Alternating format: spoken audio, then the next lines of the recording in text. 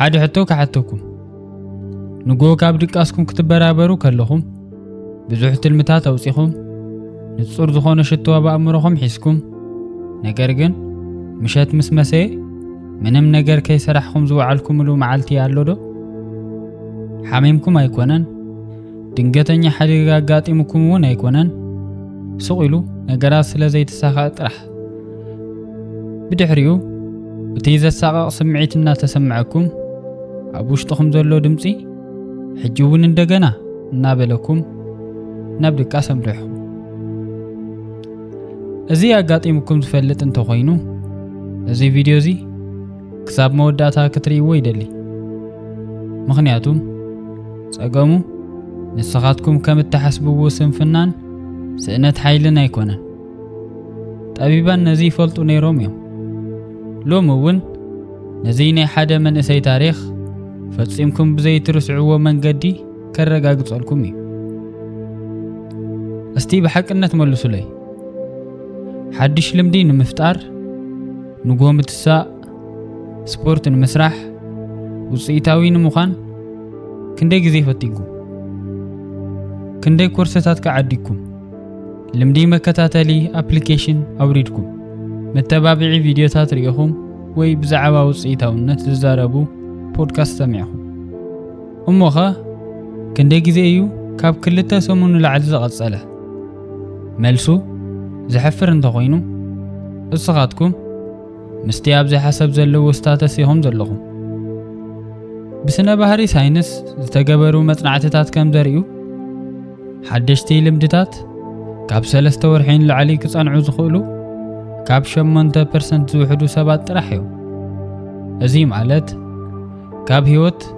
قلا نجر نمقيار زفتنو كاب 9% لعلي زخونو 7 ناي حقي وصيت كيرايو يودقو مالتي ناي ولقع عبيت ويم دما سيلف هيلب زبلو زي اندستري زي نزي لمود ملسي اللو توسخي ديسيبلين يدليكا توسخي ناي دليت حيلي يدليكا زبلص تكنيك يدليكا يبل نغو بزحل ماي محصاب حيال بون مستاي ساعات 5 ويم دما ساعات 11 نغو متنسا ناي بامودورو تكنيك متقام ميديتيشن وينا عمام زرزر تو دي ليست موصا زيوم نقوليوم نوسن غزي يسرحو نمبزحتي وسبغن اي يسرحون لومي كقربلكم زدلخو بتامراوي كاميرا زتمل زرزر ايكونن ساموراي سنفنان مسنخالن كما يغيرهم كم زتغاطمو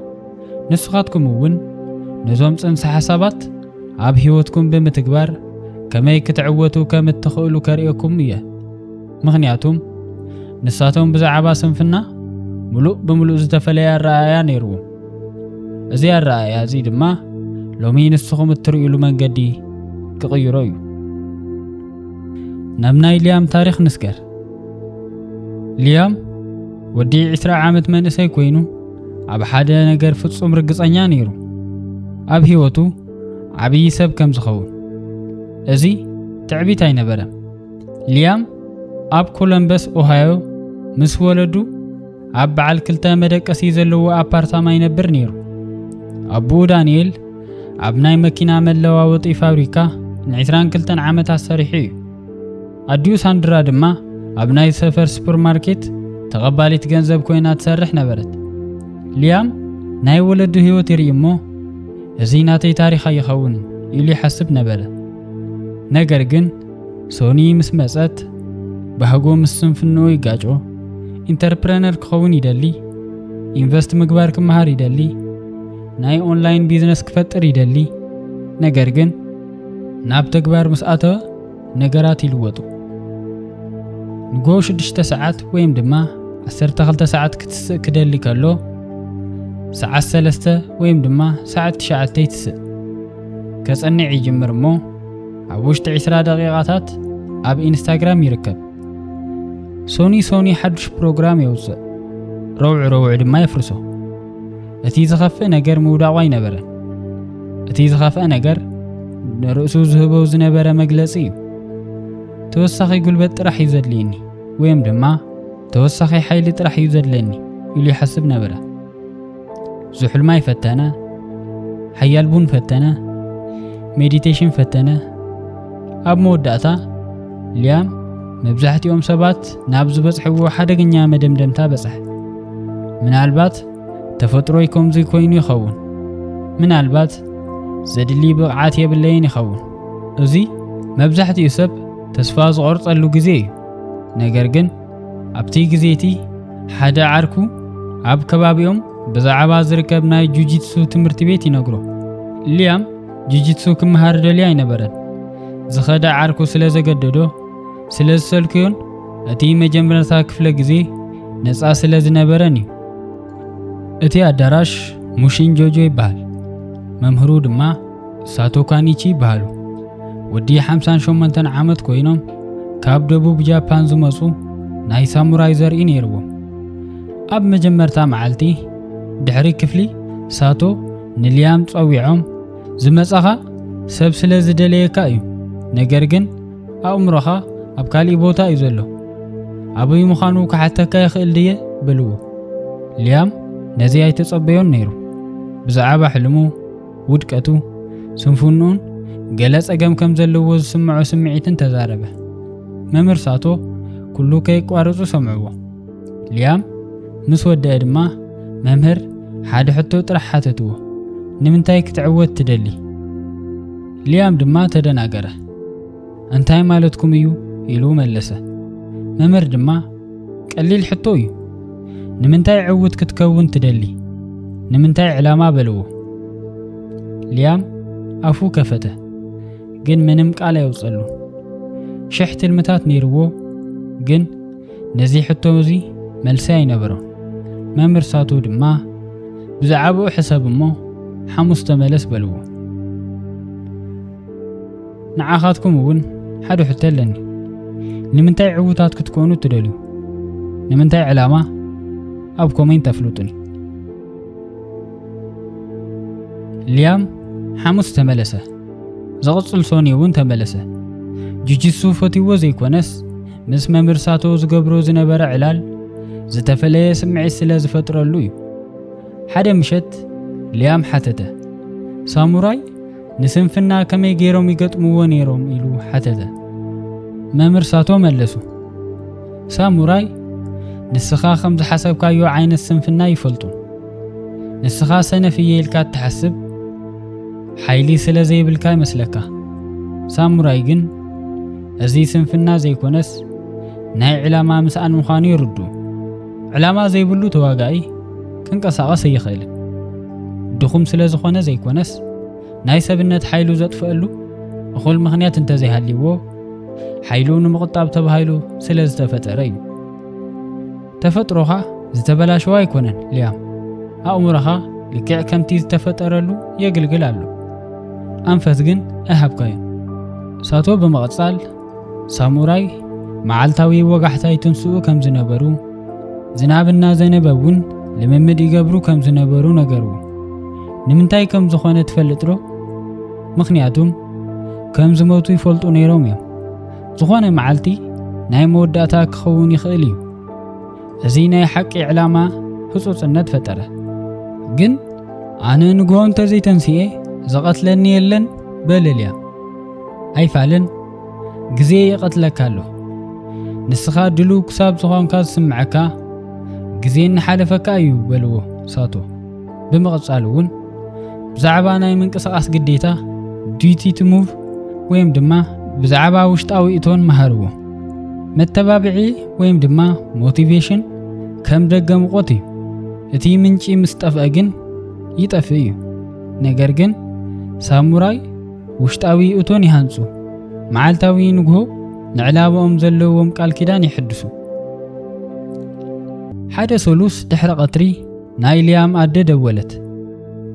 ኣቡኡ ዳንኤል ንኣዋርሕ ዘሳቅዮ ዝነበረ ምስዓል ከቢድ ሕማም ኮይኑ ተረኸበ እቲ ሕማም ክሕከም ዝኽእል እኳ እንተኾነ እቲ ሕክምና ግን ኣዝዩ ክቡር ነይሩ ናይቲ ፋብሪካ ናይ ጥዕና መድሕን ዝሽፍኖ ኣዝዩ ውሕድ ጥራሕ ነይሩ ሊያም ኣነ ክኸፍሎ እየ በለ ነገር ግን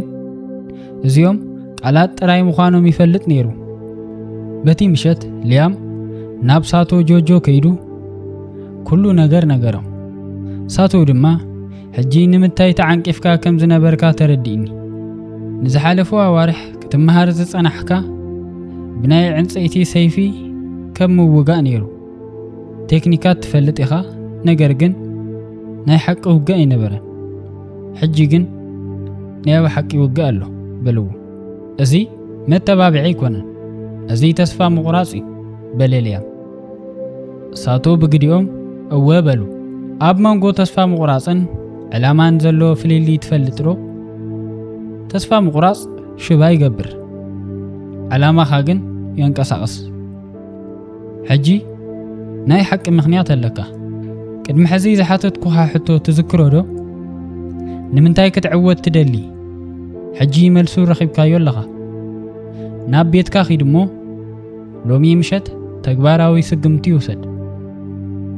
ليام بتي مشت ناب غوزو خيدو ايدقسن نزحالفو وارح حسيبو زنبره ناي اونلاين سرح بتكبار كسرحلو جمره معلتاوي نغو 6 ساعات ويم دما نغو 12 ساعات يتسق هابو دما ابو مروز مصو نايبو مسل نبره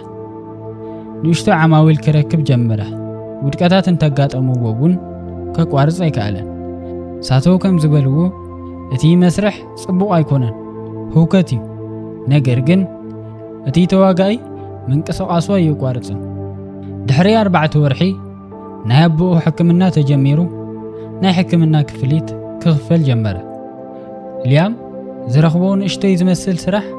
ዓቢ ለውጥ ያምጽኢሉ ነይሩ ሊያም ንሕጂ እንታይ ከም ዝሰርሕ ይፈልጥ ኣለኹ በሎ ሳቶ ድማ አቦኻ ምስ ሓወይ እዚ ህጹጽነት ክቕንስ እዩ ሽዑ ዝቕጽል ናይ ዕላማ ደረጃ ክትረክብ ይግባእካ ኢሎም መኸርዎ ድሕሪ 3 ወርሒ ናይ አቦ ሕክምና ብዓወት ተዛዘመ እቲ ህጹጽነት ሓለፈ ሓደ ቀዳም ንግሆ ሰዓት 12 ፈረቓን ወይም ድማ ሰዓት 6 ፈረቓን አላርም ክጭድር ከሎ እቲ ናይ ቀደም ድምጺ መጸ ሕጂ ጸገም ሓሊፉ እዩ ክትዕርፍ ትኽእል ኢኻ ነገር ግን ሊያም ናይቲ ሓዊ ቃል ዘከረ ወታደር ኣብ ግዜ ውግእ ጥራሕ ይዋጋእ ሳሙራይ ግን ኣብ ግዜ ሰላሙን ልምምድ ይገብር ናይ ሓቂ ዲሲፕሊን ማለት ህጹጽ ምኽንያት ኣብ ዘይብሉ ግዜ ሰብ ኣብ ዘይርእየሉ ግዜ እትገብሮ እዩ ሊያም ተንሲኡ ስርሑ ክሰርሕ ጀመረ ድሕሪ 2 ዓመት ሊያም ናቱ ዝኾነ እንዓበየ ዝኸይድ ቢዝነስ ነበረ አቡ ሙሉእ ብሙሉእ ሓዊ ነይሩ አቡ ሕጂ ተቀየርካ ኢኻ ረጊእኻ ኢኻ ግን ኩሉ ግዜ ኣብ ምንቅስቓስ ኢኻ ዘለኻ በሎ እዚ ሳቶ መጀመርታ ዝበልዎ ነይሩ ሕጂ ሓደ ሕቶ ክሓተኩም እየ እቲ ናይ ብሓቂ ምኽንያትኩም እንታይ እዩ ንጹር ዝኾነ ምኽንያት እንተዘይሃሊኩም ምንም ዓይነት ቴክኒክ ንነዊሕ ግዜ ኣይሰርሕን እዩ ስንፍና ናይ ባህሪ ድኽመት ዘይኮነስ ሰብነትኩም ንምንታይ ክንቀሳቀስ ከም ዘለኒ ኣይፈለጥኩን ይብለኩም ኣሎ ማለት እዩ እቲ ናይ ብሓቂ ምኽንያት ሃብዎ እቲ ሓሳባት ንምጥቕላል ዝኣክል ቀዳማይ ስንፍና ናይ ጉልበት ምስኣን ዘይኮነስ ናይ ዕላማ ምስኣን እዩ እቲ ካልኣይ መተባብዒ ወይም ድማ ሞቲቬሽን ናይ ደገ እዩ ሳሙራይ ግን ውሽጣዊ እቶን ይሃንጹ እቲ ሳልሳይ ድማ ድሉ ክሳብ እትኸውን ኣይትጸበ ርእሰ ተኣማንነት ዝመጽእ ድሕሪ ተግባር እዩ እቲ ራብዓይ ናይ ብሓቂ ምኽንያት ኩሉ ነገር ይቕይር እቲ ሓምሻይ ድማ ናይ ብሓቂ ዲሲፕሊን ዝፍተን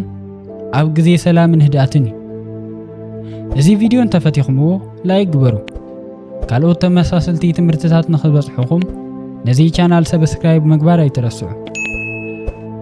ኣብ ቀጻሊ ቪድዮ ክሳብ እንራኸብ ጽቡቕ ግዜ ሃብኩም ሰላም